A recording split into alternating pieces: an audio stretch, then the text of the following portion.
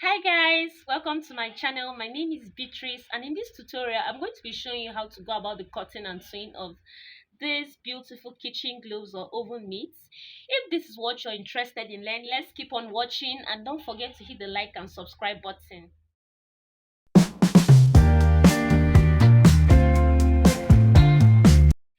The materials we're going to be using for this DIY project, we just have few materials here. I'm using a scrap of fabric. This is a cotton fabric. I'm going to be using a lining. I obviously used a bag lining, and then I'm going to be using a foam. I don't know what this foam is called. This foam, it's called a laminated foam, but you can use any foam of your choice, like this mattress foam. Most of these tailors use for hip padding. You can use any foam, but in this project, this is the foam I'm going to be working with. So use the one of your preference. And then I'm going to be using my tape rule. Do I even actually need a tape rule? I don't need a tape rule, but I'm just using it in case, because obviously you need your tape rule hand in hand. I'm going to be using an A4 pattern paper. I didn't want to use my actual pattern paper because I feel like this project is a mini project, so I can obviously use any paper of my choice. So you can use any paper of your choice. You can use a carton. And then I'm having a ruler here. I don't even know why I brought this ruler out. I don't think I need a ruler. What we're basically going to be doing here is just the drafting, just the tracing out. I'm going to be using my pencil and obviously my scissors. So these are the few materials we're going to be using for this DIY project. So let's start the project. So guys, I went ahead to place my hand like so. You're just going to do a freehand sketch here. You're just going to place your hand just below your wrist here. You're just going to use your pencil to um do a freestyle walk here. Just follow the palm of your hand and make sure that when you're freestyling this, you don't have to draw it so close to your hand because you need enough space for your hand to fit into the gloves. You don't want it to be tight, you need it to be free. So you're just going to sketch it round just like I've done, and then you cut it out. So you're just going to cut it out. I hear the beat, it's in my chest. Got me feeling some kind of way. I confess the rhythm takes over. No room to rest. My heart's dancing. So I've gone ahead to cut out these gloves. I placed the templates on the fabric. I cut out 4 pieces of lining, two for both hands. I'm making two gloves. If you want to make just one, you can just cut 2 pieces of lining. Um, I've cut it out. I've also cut out the foam. So what we're going to be doing right now is we're going to be attaching the foam to the main fabric. So you're going to place the laminated foam on top of the main fabric, and then the lining is going to come in between. The lining is going to be below, sorry. That's the laminated foam is going to be in between the main fabric and the lining. So this particular foam doesn't have the shining parts, just like the normal stay and most of this interfacing have. So I'm just going to stitch this just like a design or something. I'm going to just make some lines, some vertical lines like so. I'm going to make some lines all the way like so. I'm going to make some lines because you're going to be stitching on them, and then you're just going to, you don't actually have a particular measurement you're going to be using for this line. You're just going to draw them to like be parallel, like cross each other. If you don't understand what I'm saying, just watch what I'm doing. So yeah, now after drawing these lines, I'm going to take them over to the sewing machine, place the foam, place the lining. I'm going to stitch on all these lines. I'm going to stitch on all these lines and across, just like I have sketched out here. I'm going to do the same thing for the other hand, and then we'll come back and continue with the next step.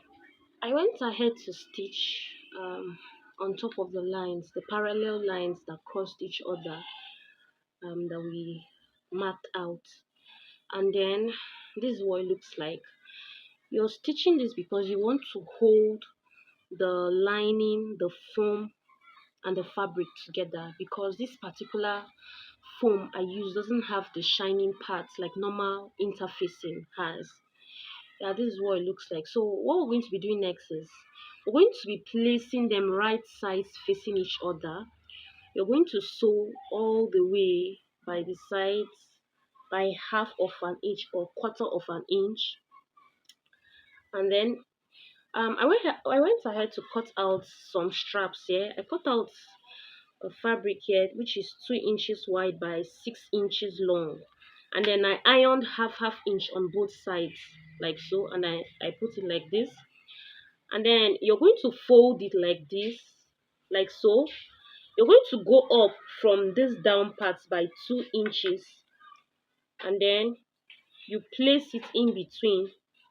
Meanwhile, before placing it in between, you're going to stitch to hold this strap together, and then you're going to place it in between, and then make a stitch all the way around, leaving the down part open so you can be able to turn it over. We're going to finish the down parts with a bias.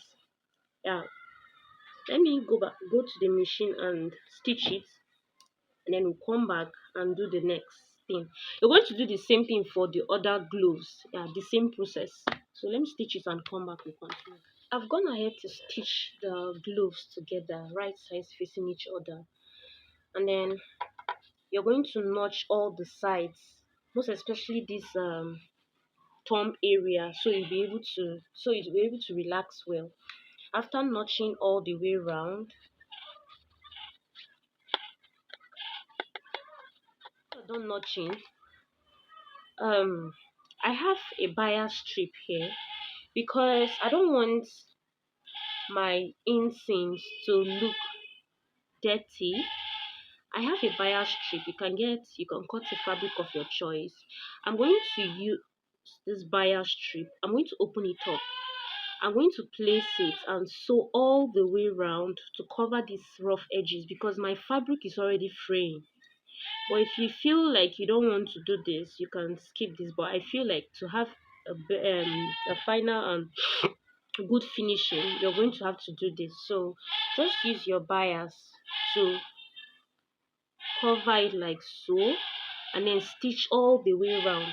Then when you're done stitching, you're going to flip it over out, flip it in out. Which one is correct one? You're going to flip it out and then give it a good press, and then we'll come back and continue with the next step. I went ahead to flip this inside out and I gave this a good press. So what we're going to be doing next is I cut out a strap of fabric here which is 1.5 inches wide, and then you can cut this as long as you want. So we're going to be using this to finish the ends of this part. You're going to place the fabric from the inside and pinning this down. You're going to pin it down to hold it in place. I'm just doing this for illustration purposes because if I were on my sewing machine, I wouldn't need to pin this down. You're going to pin this down,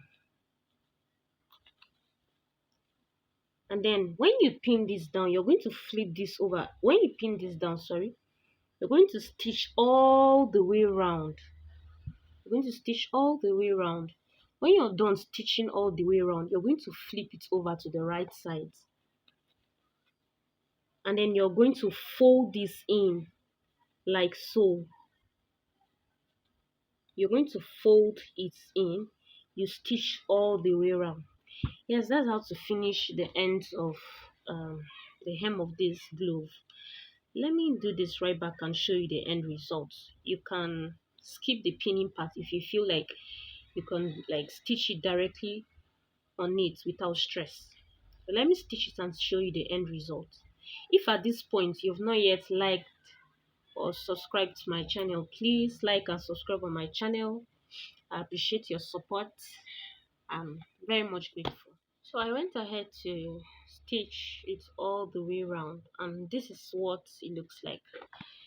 This is the final result of our kitchen gloves or oven mitts. Yeah, we've come to the end of this tutorial. Please like, subscribe, and if possible share my video. This is what, let me wear it for you guys to see. Let's see what this looks like.